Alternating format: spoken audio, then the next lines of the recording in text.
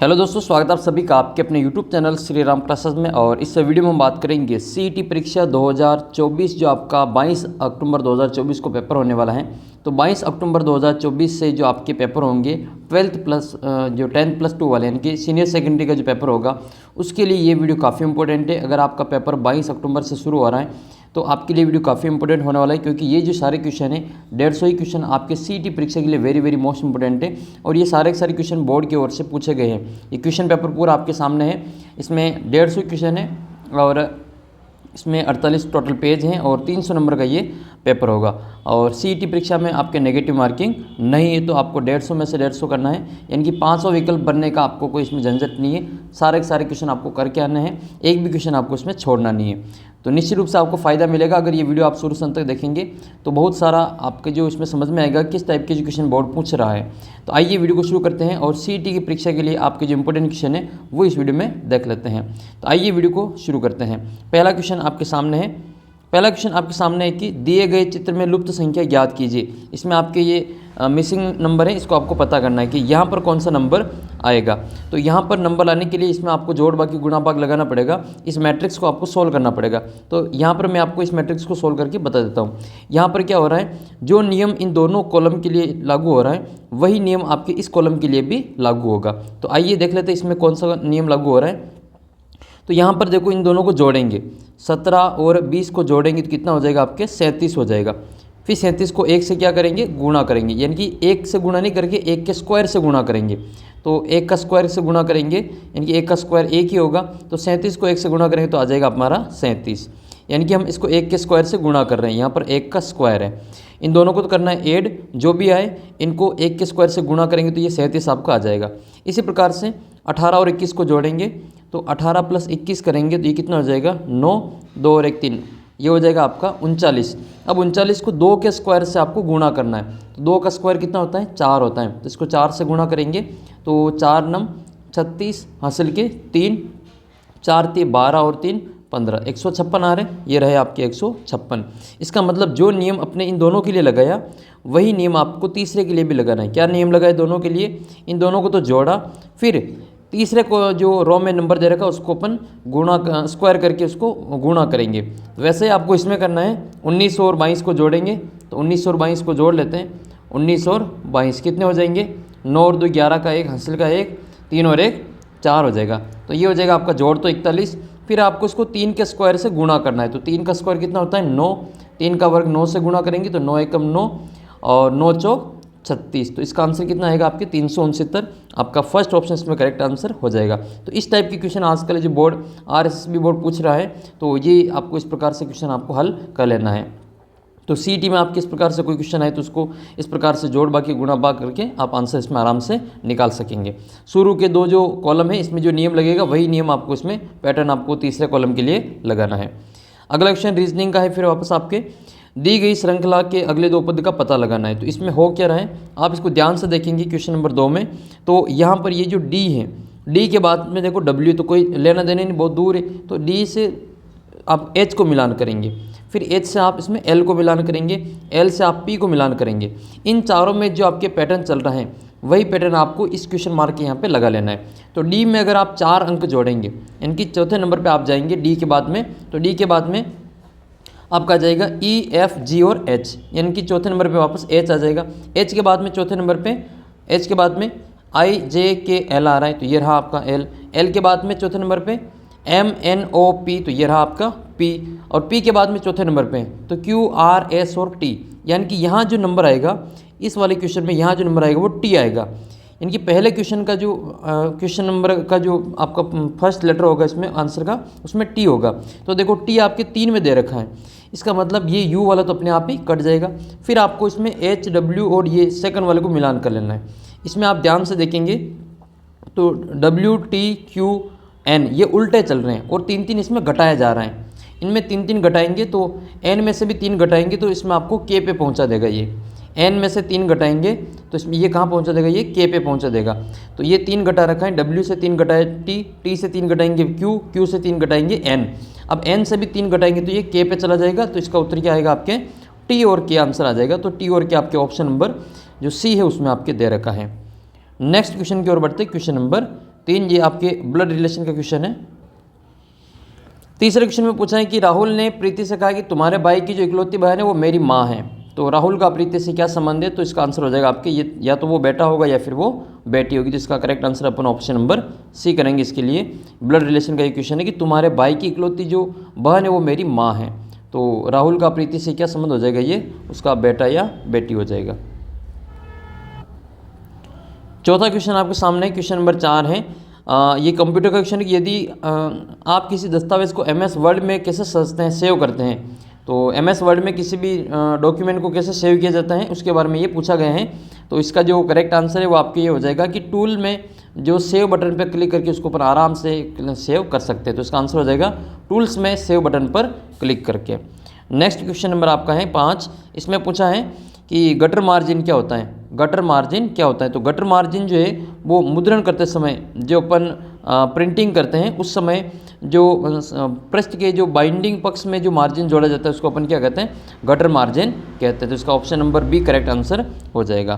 Question number 6 में आपको इसमें जो भी इनपुट उपकरण है उनको आपको सेलेक्ट करना है। ये जो आपके 4 ऑप्शन दे रखे इनमें कौन कौन एक ऑप्शन ऐसा है जिसमें सारे के सारे इनपुट हैं। तो इनपुट डिवाइस कौन कौन सी इसमें आपको वो बतानी है। तो इसका जो करेक्ट आंसर आपके ऑप्शन नंबर डी में दे रखा है। ये जो डी ऑप्शन है इसमें सारे के सारे इनपुट हैं। ये जॉयस्टिक भी इनपुट है, स्कैनर भी इनपुट है, माइक्रोफोन भी इनपुट है और कीबोर्ड भी इनपुट है। तो ये चारों ही ऑप्शन आपके इनपुट के हैं। तो इसका जो उपयुक्त जो विकल्प होगा वो चौथा ऑप्शन हो जाएगा। अगले क्वेश्चन की ओर बढ़ते हैं। क्वेश्चन नंबर 7 क्वेश्चन नंबर 7 है डॉट मैट्रिक्स प्रिंटर को और किस नाम से जाना जाता है? तो डॉट मैट्रिक्स प्रिंटर जो होता है इसको इम्पैक्ट प्रिंटर के रूप में जानते हैं। तो इसका करेक्ट आंसर हो जाएगा इम्पैक्ट प्रिंटर के रूप में इसको जाना जाता है। सही आंसर होगा इसका सी ऑप्शन। नेक्स्ट क्वेश्चन है क्वेश्चन नंबर 8। क्वेश्चन नंबर 8 में आपको इनको ये जो कन्वर्ट करना है फॉलोइंग सेंटेंस, इसको एक्टिव टू पैसिव वॉइस, इसको एक्टिव वॉइस से पैसिव वॉइस में कन्वर्ट करना है। तो सेंटेंस क्या दे रखा आपको? An alert neighbour caught the thief breaking into a house. इसको आपको ये passive voice, active voice to passive voice, तो एक्टिव वॉइस से पैसिव वॉइस में इसको कन्वर्ट करना है। तो इसका जो करेक्ट आंसर है वो आपके फर्स्ट ऑप्शन में है कि the thief was caught breaking into a house by an alert neighbour. तो फर्स्ट ऑप्शन इसका करेक्ट आंसर हो जाएगा। इसमें एक्टिव टू पैसिव में कन्वर्ट करना है। 9th नंबर क्वेश्चन में आपको सिमिलर मीनिंग के जो लिस्ट दे रखी है दो को इनको आपस में मैच करना है। सिमिलर जो वर्ड है उसको उसकी सिमिलर मीनिंग से मैच करना है। तो इसमें आपका जो फ्लिपेंट है ये फ्लिपेंट आपका फ्रिवोलस के साथ में इसको मैच कर देंगे। फिर आपका है हैम्पर, तो हैम्पर जो है हिंडर के साथ में मैच हो जाएगा, हैम्पर का हिंडर के साथ में। और फिर इसके बाद में है ब्रोबिट जो है वो आपके मैच होगा इसमें बुल्ली के साथ में। ये सिमिलर वर्ड वाले मीनिंग है। और जो इक्वेशंस हैं ये आपके मिलेगा आपके कॉम्प्ली के साथ में। तो इस प्रकार से आपको इनको मिलान कर लेना है। नेक्स्ट क्वेश्चन है क्वेश्चन नंबर 10। इसमें आपको मोस्ट अप्रोप्रिएट, इसमें आपको प्रीफिक्स आपको जो इसमें चूज़ करना है कि इसमें प्रीफिक्स क्या लगेगा। The sports and happy look in the morning and chairs up in an hour. इसमें देखो इसमें आपको जो प्रीफिक्स है वो आपको चूज़ करना है। तो इसमें हैप्पी के साथ में क्या आएगा? हैप्पी के साथ में आपके आ जाएगा अनहैप्पी। हैप्पी का क्या होता है? अनहैप्पी होता है। तो हैप्पी का अनहैप्पी हो जाएगा। अगला प्रश्न आपका क्वेश्चन इंपॉर्टेंट है और बोर्ड का जो फेवरेट क्वेश्चन हो गया ये बोर्ड के एग्जामिनर का कि मनुष्य में जो दंत सूत्र है इनको कर्तनक, रत्नक, अगर चवर्णक, चवर्णक इनकी संख्या आपको इसमें पूछी जाती है। तो इसका सूत्र पूछा है। तो इसका जो सूत्र है वो क्या हो जाएगा? तो आपको याद कर लेना है। इसका जो सूत्र होता है वो 21-23 होता है। 21-23 होता है। फिर इसको अपन डबल कर लेंगे तो फिर टोटल संख्या इसमें आ जाएगी। तो 21-23 इसका जो करेक्ट आंसर हो जाएगा। ऊपर भी 21-23 होता है और नीचे भी 21-23 ही होता है। तो ऊपर वाले दांत और नीचे वाले दांत दोनों को इस प्रकार से कर लेते हैं। तो इनको अपन इंटू 2 करेंगे, यानी ऊपर वाले को भी 2 से गुणा करना, नीचे वाले को भी 2 से गुणा करेंगे तो ऊपर 16 दांत हो जाएंगे, नीचे भी 16 दांत हो जाएंगे, टोटल अपने 32 दांत हो जाएंगे। तो ये आपका इस प्रकार से आंसर हो जाएगा। ऑप्शन नंबर डी 21-23 इसका करेक्ट आंसर होगा। नेक्स्ट क्वेश्चन है क्वेश्चन नंबर 12 जो कि साइंस का ही क्वेश्चन है। ये भी इसमें आपको मिलान करना है मैच लिस्ट में। तो ये दे रखा आपके एक तरफ तो मिश्रण है, दूसरी तरफ उसको अलग करने की जो टेक्निक है वो बतानी, सेपरेट कैसे करेंगे पृथक्करण तकनीक वो बतानी है। जैसे मान लो कपूर और नमक है, तो कपूर और नमक का अपन मिश्रण है तो उसको अपन अलग कैसे करेंगे, कौन सी तकनीक के द्वारा इनको अलग करेंगे। तो कपूर जो होता है वो ऊर्ध्वपातन का गुण दर्शाता है। कपूर जो होता है वो ऊर्ध्वपातन का गुण दर्शाता है, तो इसको अपन कैसे करेंगे, ऊर्ध्वपाती करेंगे। ऊर्ध्वपातन में क्या होता है, ठोस जो होता है वो सीधा ही गैस अवस्था में बदल जाता है, तो ये ऊर्ध्वपातन का गुण अपन कपूर में देखते हैं। नौसादर होता है उसमें भी ये भी देखने को मिलता है, अमोनियम क्लोराइड जिसको अपन कहते हैं। इसके अलावा आपके आयोडीन भी इसका जो ऊर्ध्वपातन उसका गुण दर्शाता है। मक्खन और दही इसको अपन सेंट्रीफ्यूगेशन के द्वारा दर्शाते हैं, तो इसका आंसर हो जाएगा आपके सेंट्रीफ्यूगेशन अपकेंद्रण के द्वारा इसको अलग करेंगे। तेल और जल, तेल और जल इसको जो अपन एक पृथक जो कीप होगा उसके द्वारा इसको अलग कर देंगे। ये क्वेश्चन नंबर है आपका 12वां, तो इसको अपन सही से मैच कर लेते हैं। सी में हो जाएगा आपका फर्स्ट, ये पृथक्करण कीप से अलग हो जाएगा। एक पत्ती के विभिन्न पिगमेंट जो वो क्रोमेटोग्राफी के द्वारा इसको वर्णलेखी के द्वारा इसको अलग किया जाता है, तो इस प्रकार से आपको इनको मैच करके अलग अलग कर सकते हैं। क्वेश्चन नंबर 13 की ओर बढ़ते हैं। इसमें आपको ये बताना है कि इनमें से कौन सा एक पशु हार्मोन है वो पहचान करनी है। तो identify the animal hormones from the following, इसमें आपको एक पशु हार्मोन कौन कौन से इनकी पहचान करनी है। तो देखो 13वां का जो सही आंसर है, एक तो पशु हार्मोन की इसमें आपको, तो आपको अगर मानव हार्मोन का पता है या पशु हार्मोन या मानव हार्मोन दोनों एक ही है, तो इसका आपको जो पादप हार्मोन है अगर उनके बारे में अगर जानकारी है तो आप सीधे इसका आंसर आप इसमें कर लेंगे। देखो ऑक्सिन पादप हार्मोन है और साइटोकाइनिन पादप हार्मोन है, ये दोनों ही पादप हार्मोन होते हैं, साइटोकाइनिन और ऑक्सिन। जिब्रेलिन वगैरह भी ये भी पादप हार्मोन का ही उदाहरण है। तो जिसमें ई और बी आ रहा है वो अपने आंसर नहीं होगा, तो जिसमें ई और बी आ रहा है यानी कि बी जिसमें भी है वो अपना आंसर नहीं है। देखो बी इसमें है तो देखो बी पहले वाले में भी बी है तो गलत हो जाएगा, दूसरे वाले में बी है और डी वाले में भी बी है, तो अपना आंसर सी वाला हो जाएगा, ए सी और डी। ए सी और डी का मतलब क्या होगा, ये मानव हार्मोन या पादप हार्मोन, ये पशु हार्मोन है। तो थायरोक्सिन ये अपने थायराइड ग्रंथि के द्वारा स्रावित होता है, गले में ग्रंथि होती है थायराइड उसके द्वारा, और गलगन गेंगा रोग होता है इसकी कमी से। एस्ट्रोजन मादा जनन हार्मोन है, और फिर आपका जो एड्रेनलिन है इसको आपातकालीन हार्मोन कहते हैं। तो ये तीनों ही आपका ए सी और डी ये कौन से हार्मोन हो जाएंगे, ये मानव हार्मोन है, इसको अपन पशु हार्मोन के रूप में जानते हैं। तो इस प्रकार से आप इसका आंसर निकालेंगे। नेक्स्ट क्वेश्चन है, राजस्थान में मुख्यमंत्री हेल्पलाइन के साथ कौन से एकीकृत हेल्पलाइन नंबर शुरू किया गया है। तो वेरी मोस्ट इंपोर्टेंट क्वेश्चन है, आपने ये नंबर हर जगह पे कहीं न कहीं आपने दीवार पे ज़रूर लिखे हुए देखे होंगे विज्ञापन के रूप में, तो वहाँ पर ज़रूर आपकी नज़र पड़ी होगी। तो इसका जो हेल्पलाइन नंबर है वो आपका 181 है, तो इसका आंसर हो जाएगा 181। 181 ये मुख्यमंत्री हेल्पलाइन के साथ एकीकृत हेल्पलाइन नंबर है। अच्छा, चाइल्ड हेल्पलाइन नंबर आपको कमेंट करके बताना है कि जो चाइल्ड हेल्पलाइन नंबर है, चाइल्ड है ना, तो चाइल्ड हेल्पलाइन नंबर कौन से हैं वो आप कमेंट करके बताना है। उल्टी गिनती आपको मैं बता देता हूँ, तो इसका उत्तर आप कमेंट करके बताएंगे। 15वां क्वेश्चन आपका ये 2 कथन दे रखे हैं, इनमें आपको सही गलत का आंसर का चयन करना है। तो इसमें ये पूछा गया है कि भारत की एकमात्र जो खारी नदी है वो लूनी नदी है, और जो कि राजस्थान में थार रेगिस्तान से होकर बहती है। भारत की एकमात्र खारी नदी है ना, तो ये भारत की एकमात्र खारी नदी है जो कि कहाँ से होकर गुजरती हैं, राजस्थान के थार के रेगिस्तान से होकर गुजरती है। ये सही बात है, रेगिस्तान से गुजरने वाली एक ही खारी नदी है जिसका नाम है लूनी नदी, जो कि बालोतरा तक, जो बाड़मेर का जो बालोतरा है अभी ये वर्तमान में ज़िला बन गया है, बालोतरा तक तो इसका जो पानी वो मीठा होता है, लेकिन बालोतरा के बाद में इसका जो पानी वो कैसा हो जाता है, वो खारा हो जाता है। तो ये खारी नदी के रूप में इसको जाना जाता है। और लूनी जो गुजरात के कच्छ के रण में समाप्त होती है, तो ये भी बिल्कुल 100% सही बात है। ये लूनी नदी जो कि अजमेर के नाग पहाड़ से निकलती है, वहाँ पर भी 2 धाराओं से मिलकर एक नाग पहाड़ से गोविंदगढ़ में इसका नाम है जो लूनी नदी पड़ जाता है, उससे पहले इसका जो नाम है वो अलग अलग 2 धाराएं होती हैं। जैसे गंगा का नाम 2 अलग अलग धाराओं से मिलने के बाद में बनता है, वैसे ही लूनी नदी का नाम 2 अलग अलग धाराओं के एक संगम के बाद में लूनी पड़ता है। तो वो अजमेर के गोविंदगढ़ में पड़ जाती हैं, लेकिन इसमें पूछा गया कि कौन सा सही, तो अपने यहाँ पे दोनों ही कथन सत्य हैं। तो करेक्ट आंसर अपन इसमें फर्स्ट ऑप्शन कर देंगे, कथन 1 और कथन 2 दोनों ही सत्य हैं। क्वेश्चन नंबर है 16। क्वेश्चन नंबर 16 है, भारतीय रेलवे का राष्ट्रीयकरण किस वर्ष में हुआ था। भारतीय रेलवे का राष्ट्रीयकरण कौन से वर्ष में हुआ था। तो इसके जो करेक्ट आंसर है अपन करेंगे 1951 में। अच्छा, भारत में जो वायुसेना है उसका राष्ट्रीयकरण कब हुआ था, कमेंट करके आपको बताना है। नेक्स्ट है ये, और रेलवे का राष्ट्रीयकरण हो जाएगा 1991 में। अगला प्रश्न आपके सामने है कि who was the first Indian government of RBI, governor of RBI, भारतीय रिजर्व बैंक के प्रथम भारतीय गवर्नर कौन थे। तो इसका जो करेक्ट आंसर अपन करेंगे वो सी.डी. देशमुख करेंगे। 17वें का जो करेक्ट आंसर वो सी.डी. देशमुख है। ये भारत के प्रथम आरबीआई के गवर्नर थे। और अभी आपको वर्तमान गवर्नर कौन है ये कमेंट करके आपको बताना है। नेक्स्ट क्वेश्चन है क्वेश्चन नंबर 18। राजस्थान के कौन से जिलों को उनके शहरीकरण के अनुसार आरोही क्रम में व्यवस्थित करना है? ये बढ़ते हुए क्रम में इनको व्यवस्थित करना है। इसका मतलब ये है कि सबसे कम पहले आएगा और सबसे ज़्यादा जो शहरीकरण है उसका मान बाद में आएगा। तो सबसे कम शहरीकरण इसमें से किसका है? तो इसमें सबसे कम है आपके बांसवाड़ा का शहरीकरण सबसे कम है, तो ये आ जाएगा आपके 1 नंबर पे। फिर उससे बढ़ेगा आपके अजमेर का शहरीकरण है। फिर इसके बाद में आपके जयपुर का है शहरीकरण में, 3 नंबर पे जयपुर आएगा और 4 नंबर पे आ जाएगा आपके कोटा। यानी कि सबसे ज़्यादा जो शहरीकरण है वो कोटा ज़िले का है। तो इसका आंसर अपन क्या करेंगे?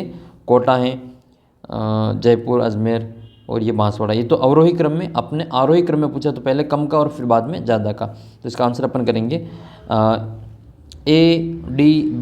ADBC आपके सेकंड ऑप्शन में दे रखा है। क्वेश्चन नंबर 19 में आपको मैच करना है जो प्रमुख जिले हैं और उनसे उत्पाद के बारे में इनको मैचिंग करनी है। तो आइए इनको मैचिंग कर लेते हैं 19वें क्वेश्चन में।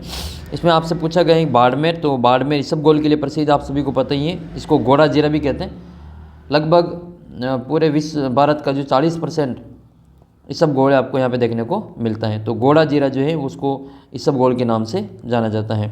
ये अपने बाड़मेर ज़िले के लिए मिलान हो जाएगा उत्पाद में। बात कर लेते हैं बूंदी की। तो बूंदी में आपके जो चावल है बासमती चावल आपको बूंदी में देखने को मिलते हैं। इसके अलावा तीसरा है आपके पाली। तो पाली अपने सोजत मेहंदी के लिए प्रसिद्ध है, सभी को पता ही है। सोजत मेहंदी के लिए प्रसिद्ध है जो कि पाली में ही पड़ता है। और बचा हुआ जो टोंक है वो बलुआ पत्थर के लिए अपन प्रसिद्ध कर देंगे। तो टोंक को बलुआ पत्थर के लिए मिलान कर लेंगे। ऐसे आपको इनको मिलान कर लेना है। नेक्स्ट क्वेश्चन की ओर बढ़ते हैं। क्वेश्चन नंबर 20 है भारत की निम्नलिखित पर्वत श्रृंखला को पूर्व से पश्चिम की ओर व्यवस्थित करना है। यानी कि आपको पूर्व से पश्चिम की ओर आना है। ठीक है, ये पूर्व से पश्चिम की ओर इस प्रकार से आपको पर्वत श्रृंखला को व्यवस्थित करना है। तो इसका जो सही आंसर हो जाएगा, सबसे पहले आती है, देखो भारत में सबसे पहले पर्वत श्रृंखला कौन कौन सी है? अजंता है, हजारीबाग है, अरावली और मैकाल है। तो इसमें जो सबसे पहले आएगी पूर्व में सबसे पहले आएगी आपके हजारीबाग सबसे पहले आएगी 1 नंबर पे। फिर उसके बाद में आएगी आपके मैकाल श्रृंखला। फिर 3 नंबर पे आएगी अजंता श्रृंखला और 4 नंबर पे आएगी लास्ट में अपने पश्चिम में ये अपनी अरावली पर्वतमाला। ये सबसे पश्चिम में, सबसे पूर्व में हजारीबाग है, सबसे पश्चिम में कौन सी हो जाएगी? अरावली पर्वतमाला। तो इसका जो आंसर वो ये हो जाएगा CDBA आपके फर्स्ट ऑप्शन में दे रखा है। तो ऐसे इनको मिलान कर लेना है। 21वां क्वेश्चन है राजस्थान में दालों और गेहूं पर राष्ट्रीय आहार सुरक्षा मिशन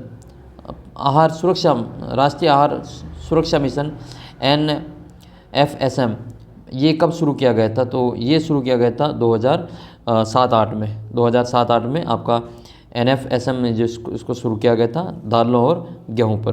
तो करेक्ट आंसर आपका 2007-8 हो जाएगा। नेक्स्ट है लालगढ़ पैलेस जो कि एक महल है और ये लाल पत्थर से निर्मित है और ये संग्रहालय भी है। तो ये किसके द्वारा बनाया गया था? तो ये जो बनाया गया था ये जो श्री गंगानगर के महाराजा हुए बीकानेर, बाद में गंगानगर बना, तो महाराजा गंगा सिंह के द्वारा इनका निर्माण किया गया था। नेक्स्ट क्वेश्चन की ओर बढ़ते हैं। क्वेश्चन नंबर 23 है कानून की भावना किसने सरकार के भीतर विधायिका, कार्यपालिका, न्यायपालिका के बीच शक्ति के विभाजन का जो प्रस्ताव है वो रखा था? तो ये रखा गया था मॉन्टेस्क्यू के द्वारा। तो इसका आंसर हो जाएगा इसमें मॉन्टेस्क्यू। अगला क्वेश्चन आपका 24वां है अनबन शब्द में आपको बताने की अन क्या है? तो आप सभी को पता है कि जो शब्दांश शब्द के आगे लग के उसके अर्थ में परिवर्तन करते हैं उसको अपन उपसर्ग कहते हैं। तो अन आगे लग रहा है तो ये उपसर्ग हो जाएगा। अन क्या हो जाएगा? इसमें उपसर्ग हो जाएगा। आपको बताना है कि ये जो प्रत्यक्ष शब्द है, प्रत्यक्ष शब्द में आपका उपसर्ग कौन सा है? करेक्ट आंसर आपको कमेंट करके बताना है। नेक्स्ट है आपके भाव प्लस अर्थ, ये भावार्थ हो रहा है। तो ये भाव प्लस अर्थ जो है वो भावार्थ कौन सी संधि का उदाहरण है? तो अ प्लस आ बन रहा है। ये अ प्लस अ बराबर क्या हो रहा है? ये आ बन रहा है। तो ये दीर्घ स्वर संधि का उदाहरण हो जाएगा। तो इसका जो करेक्ट आंसर है वो अपन बी कर देंगे, दीर्घ स्वर संधि। तो स्वर संधि कर देंगे, दीर्घ संधि नहीं है तो इसमें, क्योंकि स्वर संधि का ही जो भाग होता है दीर्घ संधि। तो इसका आंसर क्या करेंगे अपन? दीर्घ स्वर संधि, स्वर संधि इसका आंसर हो जाएगा। नेक्स्ट है 26वां क्वेश्चन किस अनेकार शब्द में अंधा, वीर, सूर्य हैं? तो इसमें अंधा, वीर और सूर्य किसके जो अर्थ हैं, तो सही आंसर हो जाएगा इसमें आपके सूर्य के। सूर्य को अपन अंधा भी कहते हैं, वीर भी कहते हैं और सूर्य भी कहते हैं। नेक्स्ट है फिर आपके अगला प्रश्न है, complete the following given sentence by choosing the most appropriate word from the option given below. इसमें आपको जो सेंटेंस को पूरा करना है। We can not give Laila lift, she lives far away in the next town. तो इसका जो सही आंसर है वो अपन करेंगे इसमें बी ऑप्शन, लिफ्ट यानी लैला ए लिफ्ट, तो इसमें आपको ए भर देना है।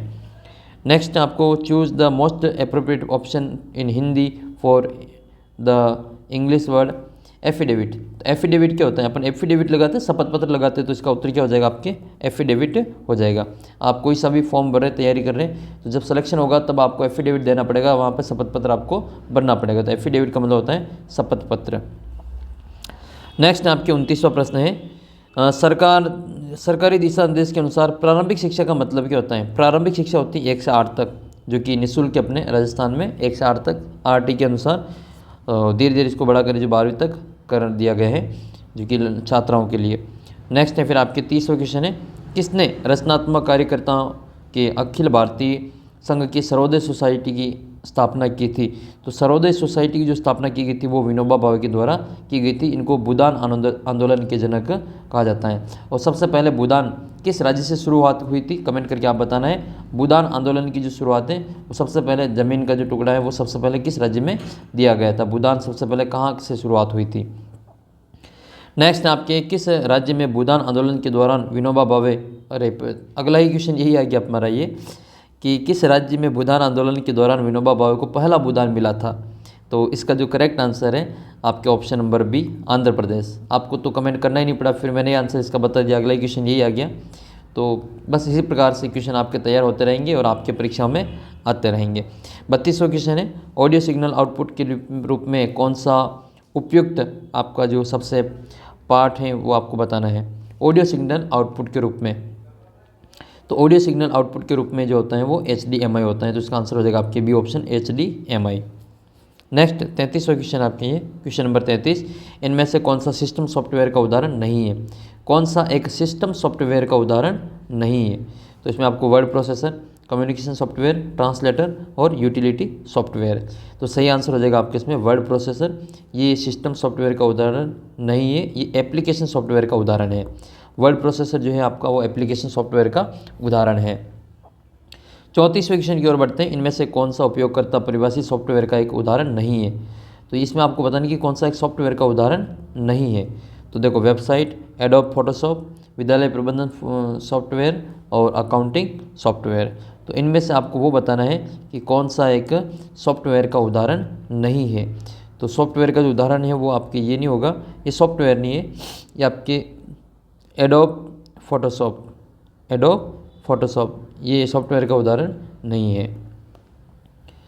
नेक्स्ट आपकी क्वेश्चन है 35 नंबर क्वेश्चन है, इनमें से कौन सा एक ऑपरेटिंग सिस्टम का कार्य नहीं है। कौन सा ऑपरेटिंग सिस्टम का कार्य नहीं है। तो 35वें का जो सही आंसर है वो हार्डवेयर रिपेयरिंग हो जाएगा। बाकी सभी ऑपरेटिंग सिस्टम के काम होते हैं, मेमोरी मैनेजमेंट होता है, प्रोसेस मैनेजमेंट होता है, डिवाइस मैनेजमेंट होता है, लेकिन हार्डवेयर रिपेयरिंग का जो काम है वो ऑपरेटिंग सिस्टम का नहीं है।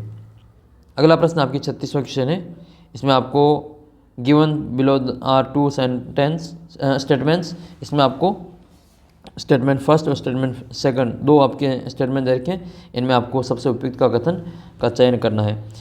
पहला कथन ये कि गुर्दे, फेफड़े और यकृत के अलावा त्वचा भी अपशिष्ट के उत्सर्जन में मदद करती हैं। तो सही बात है, ये तो गुर्दे, फेफड़े और यकृत के अलावा हमारी जो त्वचा होती हैं वो भी जो उत्सर्जन का कार्य करती हैं, अपशिष्ट पदार्थों को शरीर से बाहर निकालने का कार्य करती हैं। तो ये बिल्कुल सही बात है। सेकंड वाला देखते हैं। सेकंड वाला है कि गुर्दे की खराबी में रक्त में आयरन का संचय हो जाता है, ये आपके गलत हो जाएगा। तो आपके एक सही है, दूसरा गलत हो जाएगा। नेक्स्ट 37 नंबर क्वेश्चन है, इसमें भी आपके कथन दे रखा है, उसमें धारणा दे रखी है। नीचे कथन और उसके अनुसरण करने वाली 3 धारणाएं मान्यता दी गई हैं। तो आपको सही कथन का चयन करना है। कथन है कि प्रेम ने रात 8 बजे शुरू होने वाली फिल्म देखने के लिए शाम 6 बजे कार्यालय छोड़ने का फैसला किया, ये कथन है। तो आपकी इससे क्या क्या धारणाएँ बनेगी। फिल्म देरी से भी शुरू हो सकती है। देखो, फिल्म 8 बजे शुरू होने वाली थी, उसने 6 बजे अपना कार्यालय छोड़ दिया। तो ये कि हो सकता है कि फिल्म देरी से भी शुरू हो सकती हैं, वह शाम 8 बजे से काफ़ी पहले सिनेमा थिएटर पहुंचने में सक्षम हो सकता है। उसे सिनेमा थिएटर जाने के लिए वाहन तक पहुंचने के लिए पर्याप्त समय मिल सकता है। तो इसमें से कौन कौन सा है जो धारणा है वो सही है, वो आपको इसमें बतानी। तो इसका जो सही आंसर है ये सेकंड और थर्ड। अच्छा, फिल्म देर से भी शुरू हो सकती है, इसका कोई रोल नहीं है, सेकंड और थर्ड इसमें सही हो जाएगा। दो धारणाएँ सही है। नेक्स्ट क्वेश्चन है आपके स्टेटमेंट और आर्ग्यूमेंट में, इसमें कथन और तर्क दे रखे हैं, वो आपको सही कथन और तर्क आपको इसमें बताना है। नेक्स्ट, इसमें नीचे दिए गए कथन और 2 तर्क दिए गए हैं, सही उपयुक्त विकल्प का चयन करना है। क्या धर्म को प्रतिबंधित कर देना चाहिए, ये कथन है। इसमें तर्क क्या हो सकते हैं? पहला तर्क है हाँ ये लोगों में द्वेष को बढ़ाता है, और दूसरा है कि नहीं लोगों को एक दूसरे से जोड़ता है धर्म। तो इनमें कौन सा सही है कौन सा गलत है वो आपको इसमें बताना है। तो इसका जो करेक्ट आंसर है वो सेकंड ऑप्शन हो जाएगा। ये जो सेकंड है ये इसमें सही है कि इसमें केवल तर्क है, सेकंड है वो सशक्त है, ये मजबूत है। नेक्स्ट क्वेश्चन है क्वेश्चन नंबर 39। राजस्थान पर्यटन की जो टैग लाइन है वो क्या है? राजस्थान पर्यटन की जो टैग लाइन है वो पधारो हमारे देश है। सही आंसर हो जाएगा इसमें पधारो हमारे देश हो जाएगा। नेक्स्ट है बैरोमीटर के द्वारा किसको मापा जाता है? तो बैरोमीटर के द्वारा वायु दाब को मापा जाता है। वायु दाब को बैरोमीटर के द्वारा ही मापा जाता है। तो आप कमेंट करके बताएंगे कि रक्तचाप को किस में मापते हैं, ब्लड प्रेशर को किस में मापते हैं, और स्वस्थ मनुष्य का जो रक्तचाप है ब्लड प्रेशर वो कितना होना चाहिए, इसका उत्तर आप कमेंट करके बताएंगे। और एक स्वस्थ मनुष्य के शरीर का जो टेम्परेचर है वो कितना डिग्री सेल्सियस और कितना फ़ारेनहाइट होना आवश्यक है। 41 नंबर क्वेश्चन है जैव प्रौद्योगिकी शब्द की शुरुआत किसके द्वारा की गई थी?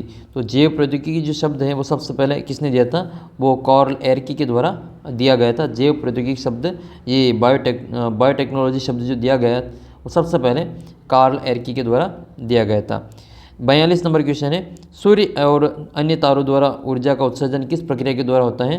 तो ये सूर्य और अन्य तारों द्वारा ऊर्जा का जो उत्सर्जन है वो कौन सी प्रक्रिया है? वो नाभिकीय जो न्यूक्लियर जो फ्यूज़न है, परमाणु संलयन जो विधि होती है, प्रक्रिया होती है, उसके द्वारा ये होता है। तो इसका उत्तर हो जाएगा परमाणु संलयन। एक होता है विखंडन, एक होता है संलयन।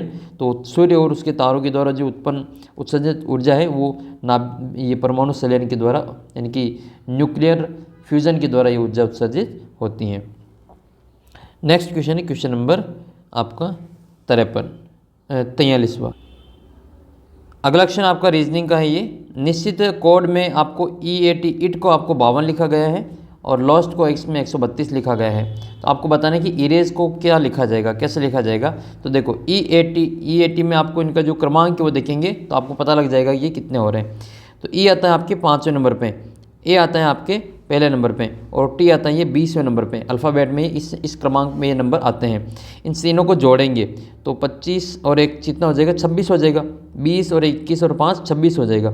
लेकिन यहाँ पे कितना 52 दे रखा है। 26 और 52 में क्या संबंध है? ये 26 का डबल है ना, 26 का डबल 52 हो रहा है। इसका मतलब क्या होगा कि ऐसा कैसे अगर इसमें भी लागू होगा तो फिर अपन वही नियम इसमें भी लागू कर देंगे तो आंसर आ जाएगा।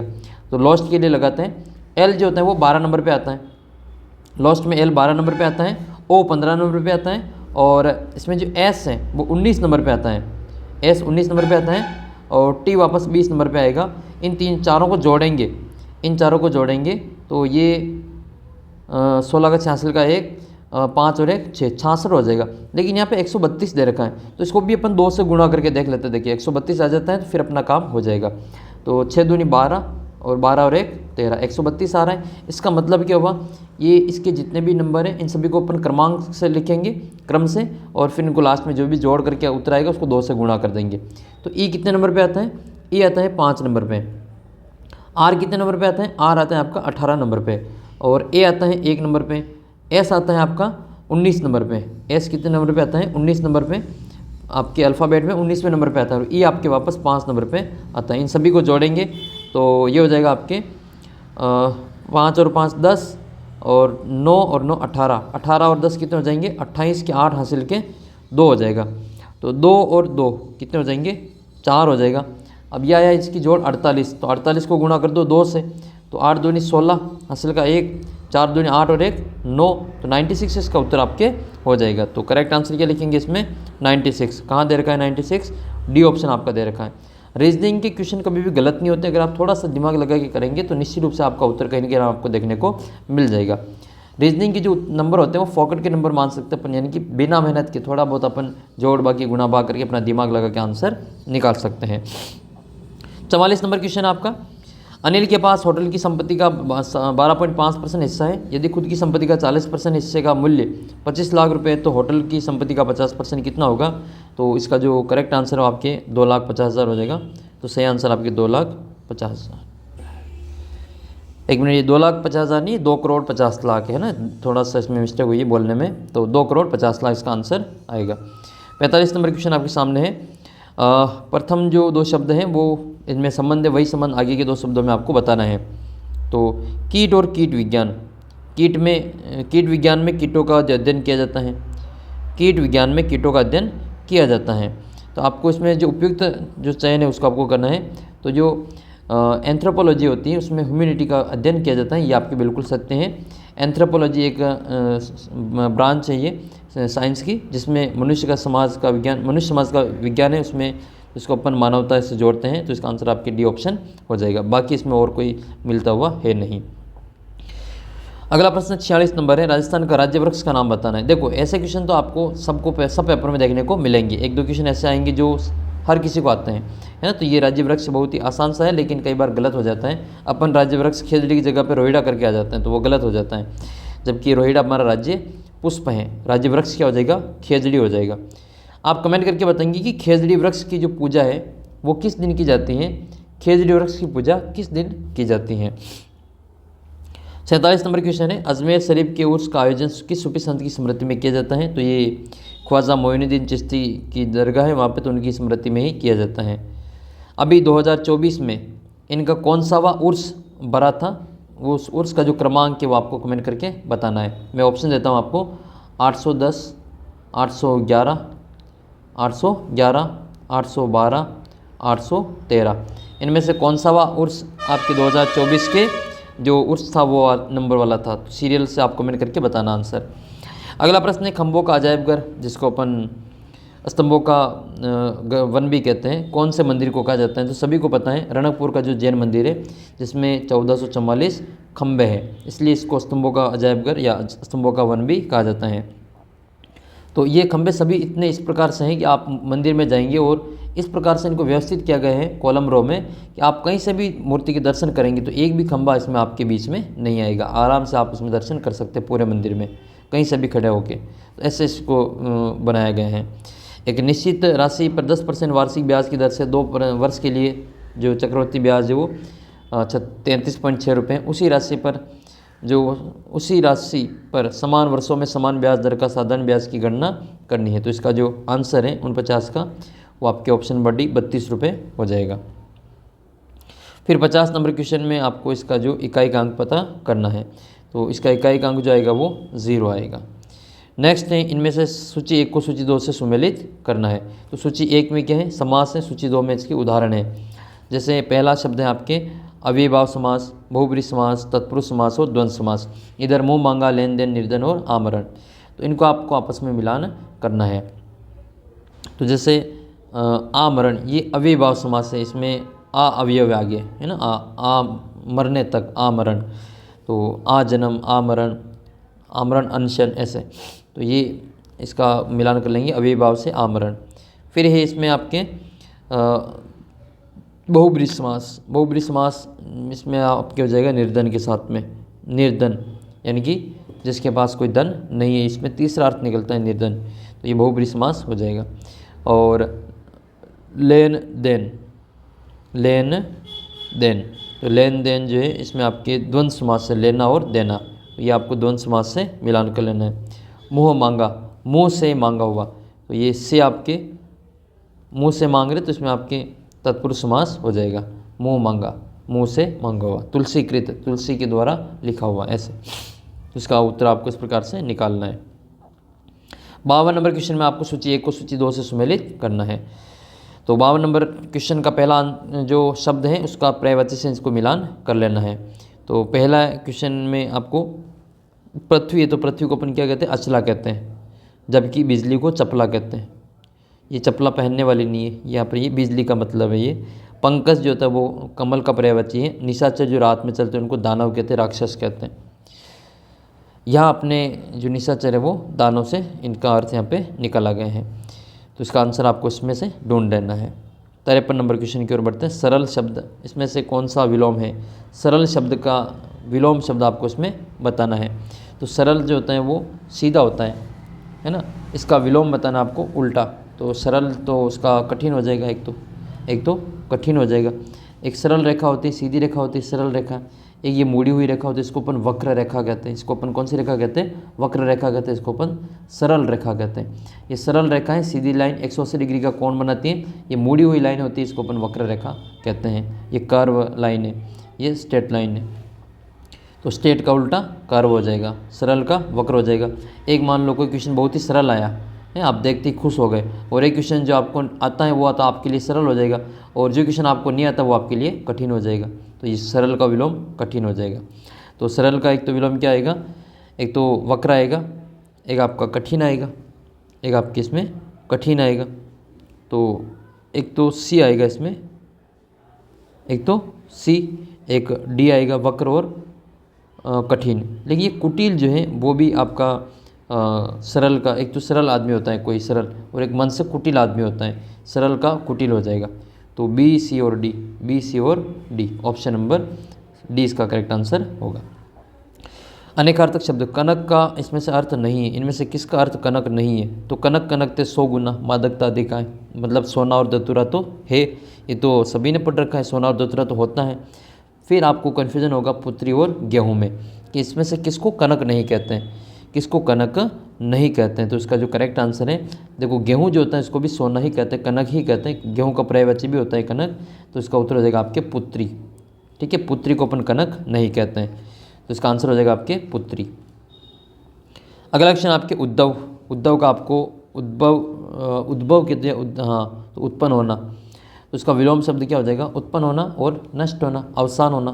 तो इसका आंसर हो जाएगा आपके अवसान। उत्पन्न का या उद्भव का अवसान हो जाएगा।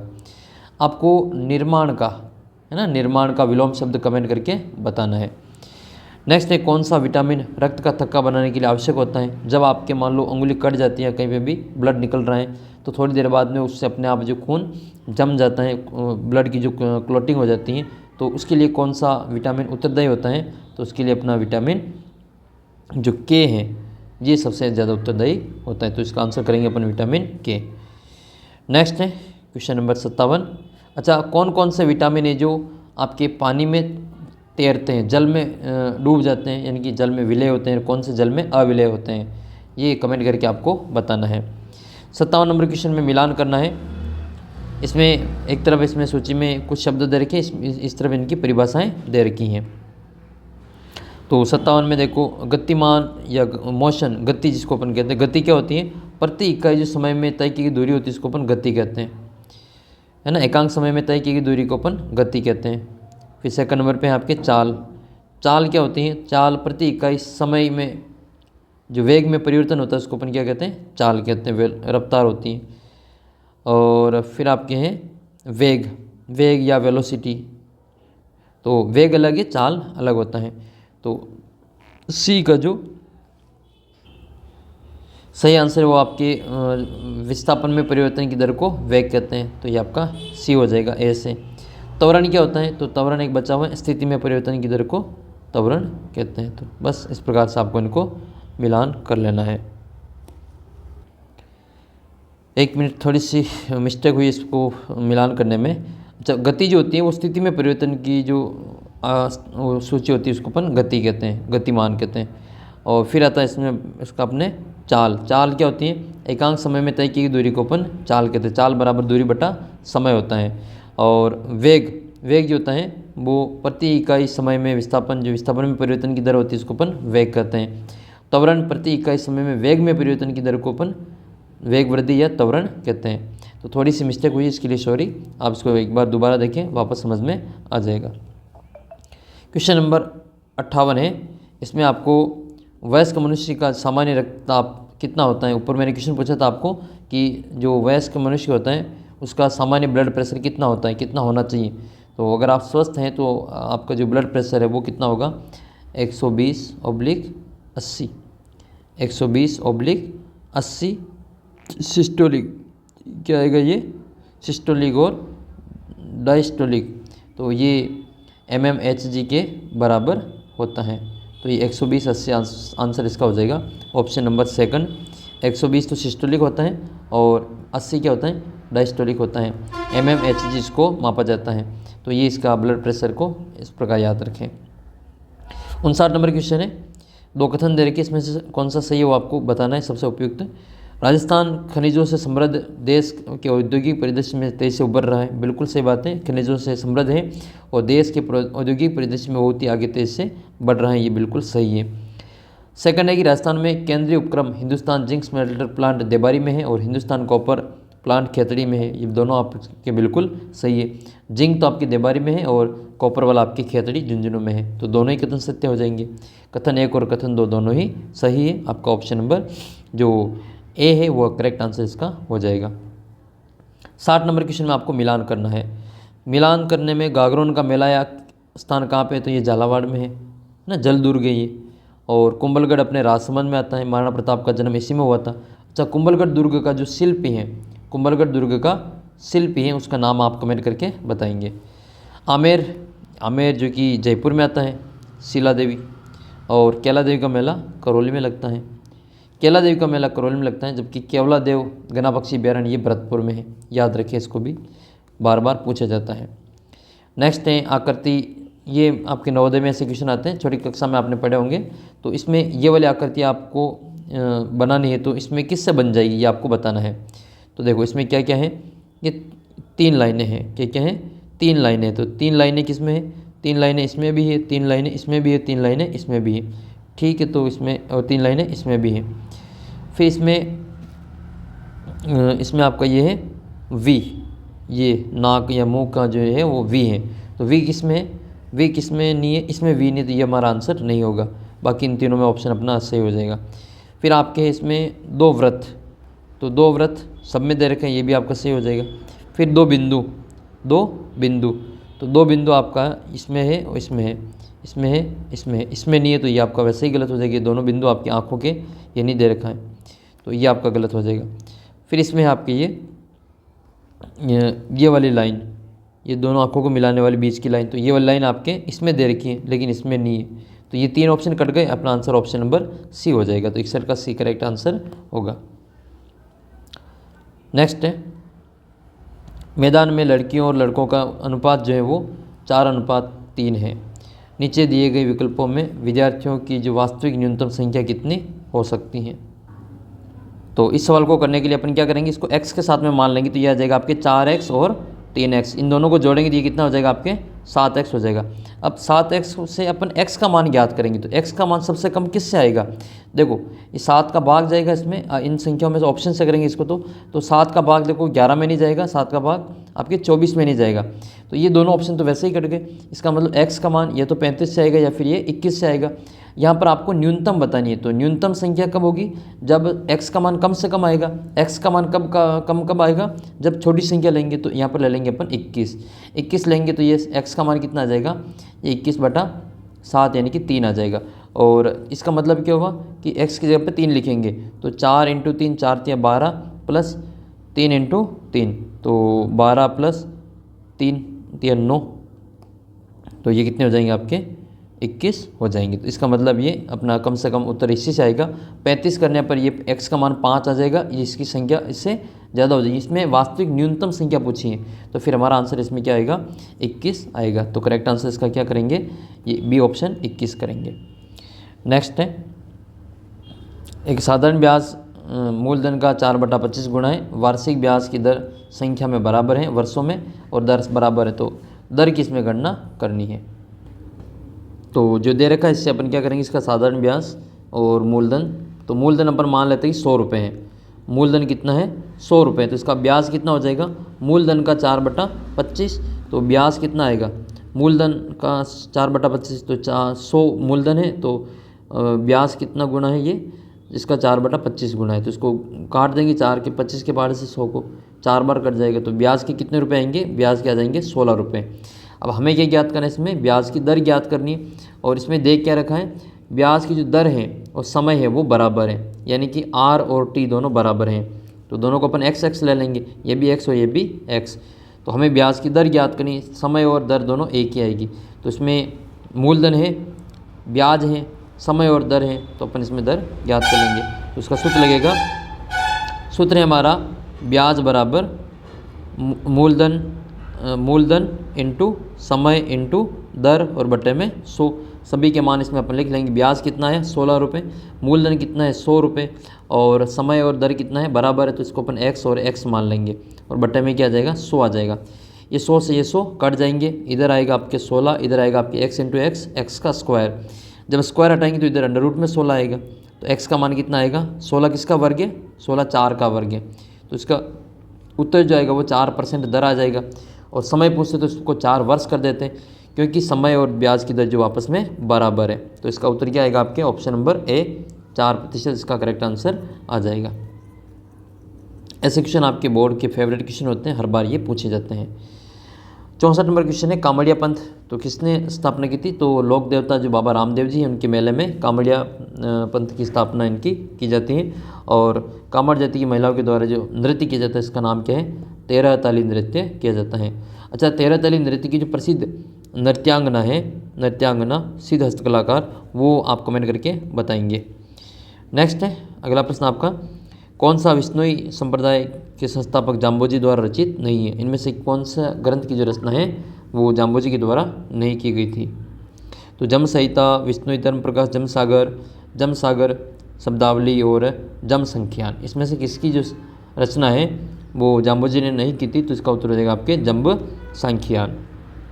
जम संख्या की जो रचना है वो जाम्बोजी के द्वारा नहीं की गई थी। बाकी जम संहिता है, विष्णुई धर्म प्रकाश है, जम सागर है और जम सागर शब्दावली, तीनों ही आपके सही है। तो इसका उत्तर हो जाएगा आपके डी ऑप्शन जम्ब संख्यान।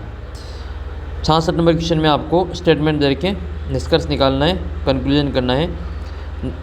कथन ये है कि जो लोग दहेज प्रथा की तीखी निंदा करते हैं और वही लोग जिन्होंने उसे खुद लिया था। निष्कर्ष है, कहना आसान है लेकिन करना मुश्किल है। और सेकंड निष्कर्ष है कि लोगों के दोहरे मापदंड है। तो इसमें से कौन सा कथन निष्कर्ष अनुसरण कर रहे हैं वो आपको बताना है। क्वेश्चन नंबर कौन सा है ये आपके 66 नंबर क्वेश्चन है। तो इसका जो आंसर लिखेंगे, ये पहला भी देखो सही है ना, कहना आसान लेकिन करना मुश्किल है। और दहेज वही लोग लेते हैं जिन्होंने खुद दहेज, जो निंदा वही करते हैं जिन्होंने पहले खुद दहेज ले रखा है। तो इसका मतलब लोग दोहरे मापदंड अपनाते हैं। तो कहना आसान है लेकिन करना मुश्किल है, तो इसका मतलब दोनों ही सही हो जाएगा, 1 और 2 दोनों सही। अनुसरण दोनों ही करें तो डी ऑप्शन इसका आंसर होगा। 67 नंबर क्वेश्चन में आपको इसमें मिलान, ये विकल्प को यहाँ पे भरना है, कौन सा खाली स्थान में आएगा। तो यहाँ पर आपको रिक्त स्थानों की पूर्ति करनी है। तो ऐसा ही जो श्रृंखला है इसको पूरा भरने के लिए इसका जो सही ऑप्शन आपके ये डी हो जाएगा। VWUWVV आपको यहाँ पे भरेंगे तो आपको इसमें एक निश्चित पैटर्न दिखाई देगा। तो इसका आंसर अपन डी ऑप्शन कर देंगे। 68 नंबर क्वेश्चन है, ईमेल का आविष्कार किसने किया था? ईमेल का जो आविष्कार है वो टॉमलिंसन ने किया था, रेमंड सैमुअल टॉमलिंसन। तो इसका जो करेक्ट आंसर है वो ऑप्शन सी हो जाएगा, Raymond Samuel Tomlinson. Charles Babbage ये कंप्यूटर के जनक कहे जाते हैं। और अलेक्जेंडर ग्राहम बेल, इन्होंने किसकी खोज की थी? कमेंट करके आप बताना, अलेक्जेंडर ग्राहम बेल इन्होंने किसकी खोज की थी? 69 नंबर क्वेश्चन की ओर बढ़ते हैं। मानव भूगोल अशांत मनुष्य और अस्थिर पृथ्वी के बीच बदलते संबंधों का अध्ययन है, यह कथन किसके द्वारा दिया गया था? तो ये जो कथन दिया गया था वो एलन सी सैम्पल के द्वारा दिया गया था। नेक्स्ट क्वेश्चन की ओर बढ़ते हैं। क्वेश्चन नंबर 70, चट्टानों की परतों के में फंसे जो मृत पौधों और जानवरों के अवशेष होते हैं उनको अपन क्या कहते हैं? जीवाश्म कहते हैं। सही आंसर इसका जीवाश्म, फॉसिल्स हो जाएगा। करेक्ट आंसर इसका जीवाश्म होगा। जबकि आपको बताना है राजस्थान में जो जीवाश्म उद्यान है, जीवाश्म उद्यान वो कहाँ है ना, जीवाश्म उद्यान कहाँ पे है? और एक नया जीवाश्म पार्क बनने की घोषणा हुई है बजट अभी 2023-24 में, तो वो उदयपुर में बनेगा। जबकि जीवाश्म जो उद्यान है वो कहाँ पे स्थित है वो आप कमेंट करके बताएंगे। 2011 की जनगणना के अनुसार भारत का सबसे अधिक आबादी वाला जिला कौन सा है? तो ये अपने जो महाराष्ट्र का है ठाणे, ठाणे इसका उत्तर हो जाएगा। 71 में ठाणे इसका करेक्ट आंसर लिखेंगे। 72 में आपको इसमें मिलान करना है, तो आइए मिलान कर लेते हैं। लोकसभा अध्यक्ष है और इसमें नाम दे रखा है।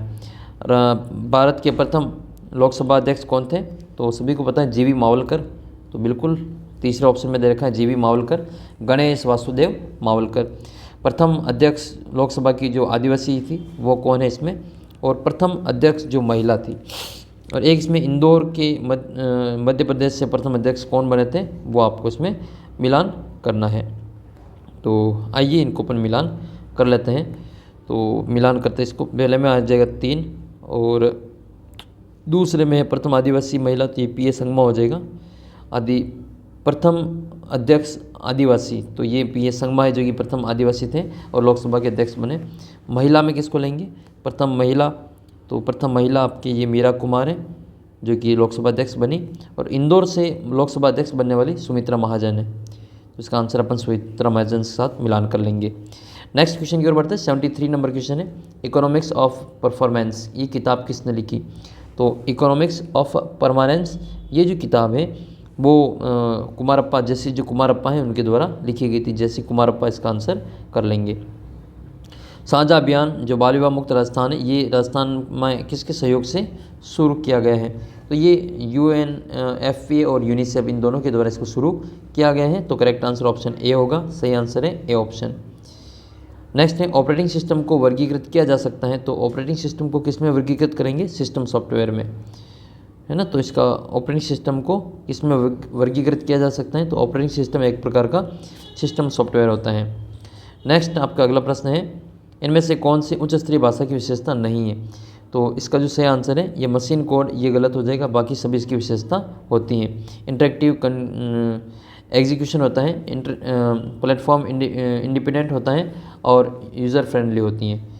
ये मशीन कोड इसका आंसर सही हो जाएगा। फिर अग्निकुंड के माध्यम से राजपूतों की उत्पत्ति का सिद्धांत किसने प्रतिपादित किया था। तो ये सबसे फेमस ग्रंथ है इनका, चंद्रवरदाई का पृथ्वीराज रासो। इसमें इन्होंने अग्निकुंड के सिद्धांत के माध्यम से इन्होंने राजपूतों की उत्पत्ति को बताया। 78 नंबर क्वेश्चन आपके सामने है, मिलान करना है। एक तरफ ये स्वतंत्र भारत जो 1947 में प्रथम कैबिनेट हुई थी, उस समय कौन क्या मंत्री थे, इसके बारे में इससे प्रश्न पूछा गया है। तो आइए इसको अपन यहाँ पे मिलान कर लेते हैं। 78 नंबर में सरदार वल्लभ भाई पटेल जो कि भारत के प्रथम गृह मंत्री थे, सूचना और प्रसारण मंत्री थे, इसको अपन मिलान कर लेंगे। फिर बात कर लेते हैं डॉक्टर भीमराव अम्बेडकर से। तो डॉक्टर भीमराव अम्बेडकर कानून मंत्री थे और श्यामा प्रसाद मुखर्जी ये संचार मंत्री थे। और इसके अलावा आप मिलान करेंगे ये रफ़ी अहमद किदवई ये उद्योग और आपूर्ति मंत्री थे। एक मिनट इसको वापस मिलान करते हैं। देखो सरदार वल्लभ भाई पटेल गृह मंत्री थे, सही बात है, और भीमराव अम्बेडकर ये थे आपके कानून मंत्री। लेकिन मैंने थोड़ा सा उल्टा मिलान कर लिया। रफ़ी अहमद किदवई जो थे वो कौन थे, ये संचार मंत्री थे। और डॉक्टर श्यामा प्रसाद मुखर्जी जो थे उस समय वो उद्योग और आपूर्ति मंत्री थे। तो ये इस प्रकार से आपको इनमें मिलान कर लेना है। 79 नंबर क्वेश्चन आपके सामने है, इनमें से कौन सा संविधान सभा की प्रारूप समिति का जो सदस्य हिस्सा नहीं था। अम्बेडकर थे, अयंगर साहब, नेहरू जी और सैयद मोहम्मद सादुल्ला। इसमें से कौन ऐसा व्यक्ति है जो संविधान सभा की जो प्रारूप समिति थी उसका सदस्य या हिस्सा नहीं था। तो इसका आंसर हो जाएगा आपके पंडित जवाहरलाल नेहरू। पंडित जवाहरलाल जो नेहरू थे वो उसके हिस्सा नहीं थे, बाकी सादुल्ला, अयंगर और अम्बेडकर ये तीनों ही थे। 80 नंबर क्वेश्चन आपके सामने है, एक नरम धातु जिसको अपन चाकू से काट सकते हैं। तो याद रखना अपन नाक को चाकू से काट सकते हैं। किसको चाकू से काट सकते हैं, नाक को। और नाकली भी याद कर सकते हैं, नाकली। नाक से नाप Na सोडियम हो जाएगा, K पोटेशियम हो जाएगा, लिथियम हो जाएगा। ये मुलायम धातुएं होती हैं नाकली, नाक को चाकू से काट सकते हैं। यानी कि सोडियम, पोटेशियम, लिथियम इनको अपन चाकू से काट सकते हैं। तो इसका उत्तर क्या करेंगे, सोडियम कर देंगे। आप कमेंट करके बताना कि सोडियम को किस में रखा जाता है। और एक ऐसी धातु का नाम बताना है जो लिक्विड फॉर्म में होती हैं, जो द्रव अवस्था में होती हैं। इसका भी उत्तर आप कमेंट करके बताएंगे। नेक्स्ट है, कौन सी प्रक्रियाएं रासायनिक परिवर्तन है। इनमें से कौन सा रासायनिक परिवर्तन है वो आपको बताना है। प्रकाश संश्लेषण रासायनिक विक्रिया है, भोजन का पाचन रासायनिक है, लोहे में जंग लगना ये भी रासायनिक है। लेकिन भाप का संघनन भौतिक परिवर्तन है, मोम का पिघलना भी भौतिक परिवर्तन है। इसका मतलब जिसमें बी और ई आ रहा है वो फिर गलत है। इसका उत्तर ए, सी और डी होगा। एसिडी सेकंड ऑप्शन में दे रखा है, बी में एसिडी कर देंगे, बाकी बी और ई इसमें गलत है। तो बी और ई वाला इसमें कोई ऑप्शन है तो वो आपके गलत हो जाएगा अपने आप में। नेक्स्ट है, इनमें से कौन सी धातु सबसे अधिक तन्य धातु है? तो सबसे अधिक तन्य धातु सोना होती है। ऐसा कहा जाता है कि सोना बहुत ही तन्य धातु होती है। अगर आपके पास में 1 ग्राम सोना है तो उससे आप 2 किलोमीटर लंबा तार बना सकते हो। 1 ग्राम सोने से आप कितना लंबा तार बना सकते हैं? 2 किलोमीटर लंबा तार। इतनी तन्य धातु होती है, जितना चाहे उतना, मतलब 1 ग्राम को इतने लंबा अपन खींच सकते हैं, तार के रूप में इसको खींचा जा सकता है। 83 नंबर क्वेश्चन है, कौन सी शैली बड़ी ठंडी के लिए प्रसिद्ध है? तो अपनी किशनगढ़ वाली है, बीकानेर की नहीं है ये। मतलब एक बाग है मारवाड़ शैली का ये किशनगढ़, क्योंकि ये राठौड़ों का वंश था ये। तो किशनगढ़ शैली आपका यहाँ पे उत्तर हो जाएगा। बड़ी ठेनी, इसका जो पेंटर हैं वो कौन था? कमेंट करके बताना किसने इसको पेंटिंग किया था बड़ी ठेनी को, और इसको भारत की मोनालिसा किसने कहा था? मारू थारे देश में उपजे 3 रतन, एक ढोला दूजी मरवन, तीजो कसुमल रंग। इसमें आपको कसुमल का अर्थ बताना है। तो कसुमल का अर्थ होता है इसमें लाल। कसुमल का अर्थ क्या होता है? इसमें लाल रंग होता है। तो इसका उत्तर हो जाएगा आपके लाल। मैचिंग करनी है 85 नंबर में। पीपल पत्र, दामना, बोरला, ठुस्सी है। इधर आपके अंग दे रखे हैं, कौन किस में पहना जाता है वो आपको आराम से इसमें मिलान कर लेना है। तो पीपल पत्ता कान में पहना देते हैं, और दामना इसको अपन अंगुली में पहना देते हैं, जबकि अपना जो बोरला है वो माथे पे पहनाते हैं, और बचा हुआ ठुस्सी, ये अपने ठुस्सी आड़ ये गले में पहनी जाती है, गर्दन में। आंसर हो जाएगा इसमें। इस प्रकार से मिलान कर लेना। आप बताना मादलिया कहाँ पहना जाता है? मादलिया जो आभूषण है वो कहाँ पहना जाता है? नेक्स्ट क्वेश्चन की ओर बढ़ते हैं। 86 नंबर क्वेश्चन है, किसने स्वतंत्र भारत में राष्ट्रीय एकीकरण को सबसे पहले महत्वपूर्ण भूमिका निभाई थी? तो भारत का बिस्मार्क इनको कहा जाता है। जर्मनी का एकीकरण बिस्मार्क, वैसा ही भारत का एकीकरण सरदार वल्लभ भाई पटेल। बहुत ही फेमस लौह पुरुष के रूप में इनको जाना जाता है। आयरन मैन, लौह पुरुष सरदार वल्लभ भाई पटेल। नेक्स्ट, बरथरी का मेला कहाँ लगता है? तो बरथरी कनफटेनाथों का मेला ये लगता है आपके अलवर ज़िले में। तो इसका आंसर हो जाएगा आपके अलवर, सरिस्का में इनका मंदिर है। अगला प्रश्न आपके, बूंदी की कजली तीज किस महीने में आती है? तो ये भाद्रपद महीने में आती है, और इसको सातुड़ी तीज, बड़ी तीज के रूप में इसको जाना जाता है। जबकि छोटी तीज श्रावण महीने में आती है, ये अपने जयपुर की प्रसिद्ध है। और बूंदी की बड़ी तीज होती है वो भाद्रपद महीने में आती है। थोड़ा सा आप इसको याद रखें।